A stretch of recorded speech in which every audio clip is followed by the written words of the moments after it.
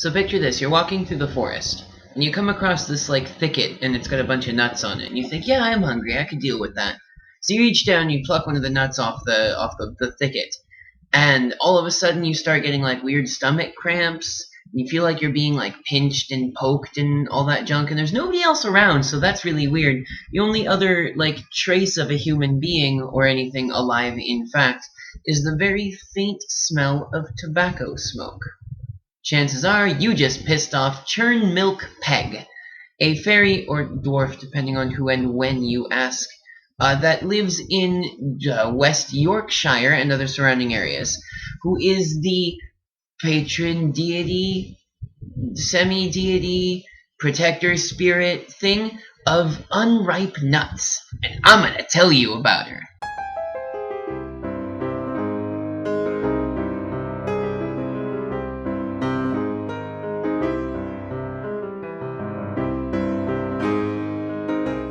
So she's also called the Acorn Lady, which I guess makes sense because acorns are technically nuts as well.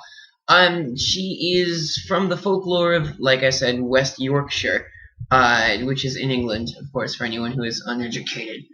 Basically, she's this, like, lazy, arthritic, pipe-smoking, just ugly thing. I don't know, she's ugly now that I think about it. She just sounds like she'd be ugly. Because, she sounds like she'd be, like, 600 years old and really wrinkly and junk, but then again, I don't know how fairies look when they get old. Maybe they get better.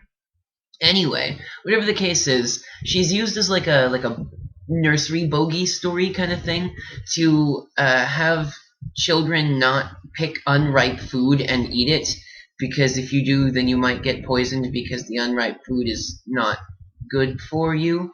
And so, when you eat something that's not ripe, it might give you stomach aches and cramps and bloating and things. But that's totally not the nut that did it. It was totally Churn-Milk Peg, because she's a fairy and all of that. Published in 1898, the copy that I could get my hands on of the English Dialect Dictionary, being the complete vocabulary of all dialect words still in use or known to have been in use during the last 200 years, contains this reference to Churn-Milk Peg. It says, Yorkshire, West Yorkshire, Jackson from crone and craven. I'm not quite sure what that means.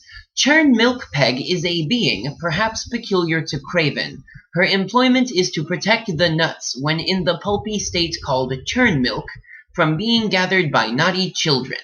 I looked it up. Craven is a local government district of North Yorkshire, England, centered on the market town of Skipton. So that's what it was talking about, and it being particular to Craven. In Chronicles and Stories of the Craven Dales, which is written by James Henry Dixon, which I will link in the description because you can get it for free on Google Books, which is really cool, it says this of Churn-Milk Peg in a couple places. It says, the Short Lee Lane, provincially called Short Lee Loin, is connected with our elven folklore, being a favorite haunt of Churn-Milk Peg, a being perhaps peculiar to Craven. Of her pedigree we know nothing, but as she is connected with the custody of trees and their fruit, she may derive her lineage from the fauns and satyrs of a Roman era. Peg is represented as an old and very ugly hag, called it, with a pipe in her mouth. Her employment is to protect the nuts, when in the pulpy state called churn milk, from being gathered by naughty children. This is where we got the definition from that dictionary a second ago. All she says is, smoke a wooden pipe, getting nuts before they're ripe. That's a weird thing to say. If this distich does not succeed in scaring the children, then Churn-Milk Peg tax them. This hobgoblin now. Oh, so first she was an elf, or rather a fairy, then she was a dwarf, then she was a hobgoblin? I can't keep up with this. What is this, D&D campaign? This hobgoblin is known in Malhamdale, where fruit-pilfering children are told to take care, or Churn-Milk Peg will take ye to the old lad, to a certain old gentleman. Maybe Satan? Does Churn-Milk Peg work with Satan? Churn-Milk Peg seems to be a boggart of much the same kind as Ginny Grinteeth, who we will talk about in another episode, who is an orchard custodian in the neighborhood of Saddleworth. I can't find a decent source on this one, but she is considered by some to be associated with, like, fertility, and therefore be a minor goddess thereof, being that she is all about nuts and things. And nuts are supposed to be a symbol of fertility and used in magic and all that sort of thing. So in order to appease, or rather appeal to her, if you were going to, for instance, invite her into a magic circle or some other such thing like that, you would want to use offerings of things like milk, fruit, and obviously nuts to invite her into that circle. Obviously, since she is a hobgoblin slash fairy slash dwarf slash all of those other things, she's probably going to be a troublemaker as well. So if you're going to invite her anywhere, probably be careful about it, because she might mess with your stuff. Actually, turns out that nuts are relatively important in mythology and supernatural stuff. Churn-Milk Peg's male counterpart is a dude named Melch Dick, which he's just another like fairy, dwarf, hobgoblin, other stuff, who assists in the protecting of the nuts while they are still in the churn milk stage. I mean, obviously, these two things are literally told to children to be like, don't pick the nuts, or Churn-Milk Peg's gonna get ya. But really, it's just that there are chemicals that make you sick in the nuts. But who knows, maybe it's Churn-Milk Peg and Melchstick that are actually, you know, making those chemicals go into your body. Trying to put folklore and science together is hard. But anyway, there's a bunch of stuff that has to do with nuts in mythology that's just kind of confusing. Like, there is a stigma for people who pick nuts on Sundays, I guess. The deal was if you pick nuts on Sunday, then the devil is supposed to show up and chastise you for it, because apparently nuts on Sunday are his domain.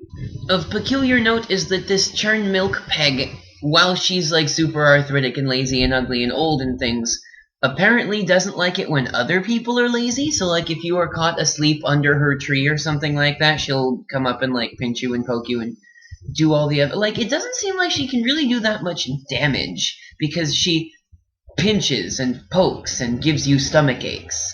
So, I mean, all in all, she's not really that dangerous of a thing, I guess.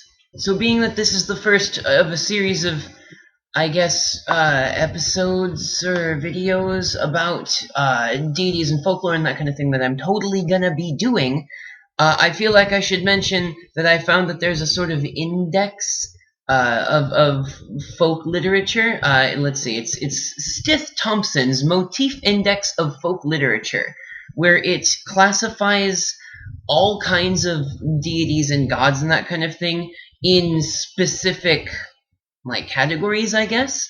So you've got things like type A0 is the creator, which is not necessarily a god, for instance.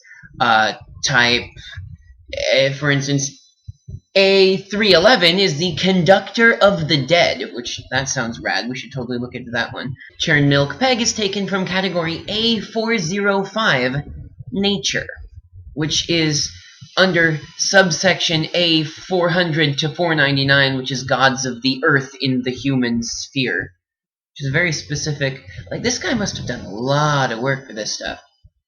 To that end, I'm gonna start making a video for like each category, as far of them as I can go. So I'll pick a category and then pick a deity from within that category and talk about it for a while. And if you guys are interested in it, then maybe you guys can suggest some other ones that I can talk about that are not on this list. So today's episode was A405, Nature, Churn-Milk Peg. Thanks for watching my video. It's the first of what I hope to be many of them. Let's hope that I can keep the motivation up for it on this side. If you want me to have that kind of motivation, click the subscribe button, which I am going to try to put like right here, I guess. And then if you want to see the next video, you can click here, because I'm going to put it in my hand right there.